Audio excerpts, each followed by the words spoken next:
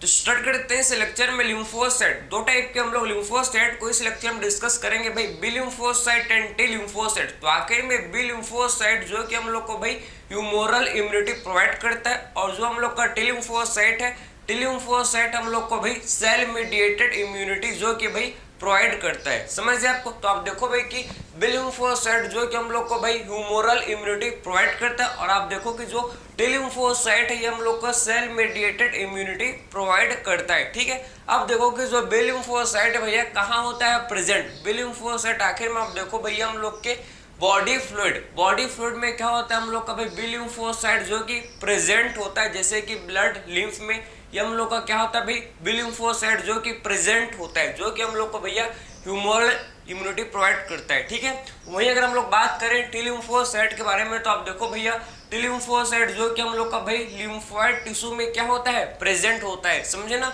T lymphocyte जो कि भाई लिम्फोइड टिश्यू में क्या होता है, लिम्फोइड टिश्यू में ये प्रेजेंट होता है। ठीक है, अब देखो आखिर में बी लिम्फोसाइट का फॉर्मेशन एंड मैच्योरेशन कहाँ होता है। तो आप देखो कि भाई बी लिम्फोसाइट का फॉर्मेशन एंड मैच्योरेशन कहाँ होता है, बोन मैरो में। समझे, तो इसका जो फॉर्मेशन एंड मैच्योरेशन कहाँ होता है बी लिम्फोसाइट का भाई बोन मैरो में। वहीं आप देखो अगर टी लिम्फोसाइट का बात करें तो टी लिम्फोसाइट का फॉर्मेशन तो होता है कहाँ, इसका फॉर्मेशन तो होता है भैया बोन मैरो में।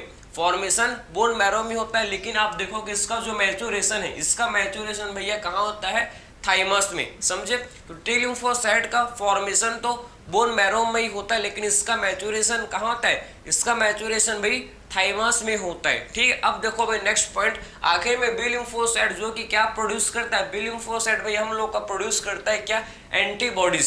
समझे ना, तो बी लिम्फोसाइट जो कि क्या प्रोड्यूस करता है, आप देखो बी लिम्फोसाइट प्रोड्यूसेस एंटीबॉडीज, या भाई हम लोग का एंटीबॉडीज प्रोड्यूस करता है। वही हम लोग बात करें अगर टी लिम्फोसाइट्स के बारे में, तो टी लिम्फोसाइट जो कि हेल्प करता है किसको भैया, helps B cell to produce antibodies. ये बी सेल को हेल्प करता है किसके लिए बताओ जरा, हम लोग का टी लिम्फोसाइट जो कि भाई बी सेल को हेल्प करता है एंटीबॉडी प्रोड्यूस करने के लिए। समझे ना, तो आखिर में टी लिम्फोसाइट जो कि बी सेल को हेल्प करता है भैया, खुद से आप समझो कि एंटीबॉडी प्रोड्यूस नहीं करता। समझे ना, टी लिम्फोसाइट खुद से एंटीबॉडी प्रोड्यूस नहीं करता, ये बी सेल को हेल्प करता है भाई एंटीबॉडी प्रोड्यूस करने के लिए। ठीक, समझ गए आपको। अब बात करते हैं, देखो भाई एक्चुअल में जो बी लिम्फोसाइट होता है भैया हम लोग का not involve in graft rejection, ये हम लोग का भैया ग्राफ्ट रिजेक्शन ऑर्गन ट्रांसप्लांटेशन जो होता है जब होता है भैया, तो ऑर्गन जो ट्रांसप्लांटेड ऑर्गन उसको क्या बोलते हैं, जो ऑर्गन को ट्रांसप्लांट करते हैं उसको बोलते हैं क्या, ग्राफ्ट बोलते हैं।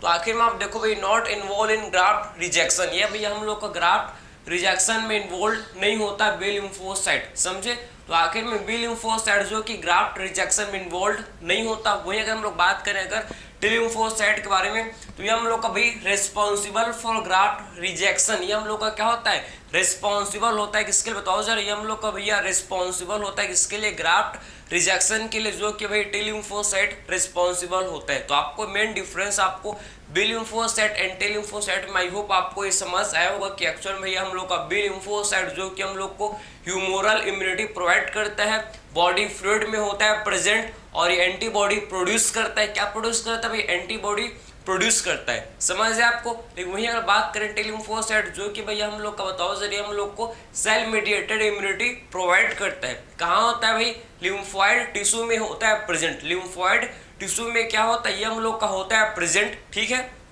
आखिर में आप समझो कि एक बी सेल को हेल्प करता है एंटीबॉडी प्रोड्यूस करने के लिए, और मेन इसका रोल किसमें होता है, मेन इसका रोल भैया सेल मीडिएटेड इम्यूनिटी का मेन रोल किसमें होता है, ग्राफ्ट रिजेक्शन। यहाँ से क्वेश्चन आपको हर एक साल आपको मिल ही जाएगा मान लो। ठीक है, तो आखिर में सेल मीडिएटेड इम्यूनिटी जो कि भैया ग्राफ्ट रिजेक्शन के लिए क्या होता है, ग्राफ्ट रिजेक्शन के लिए जो कि सेल मीडिएटेड इम्यूनिटी रिस्पॉन्सिबल होता है। तो आई होप ये आपको बी लिम्फोसाइट एंटी लिम्फोसाइट आपको समझ आया होगा। तो मिलते हैं अगले लेक्चर में, थैंक यू।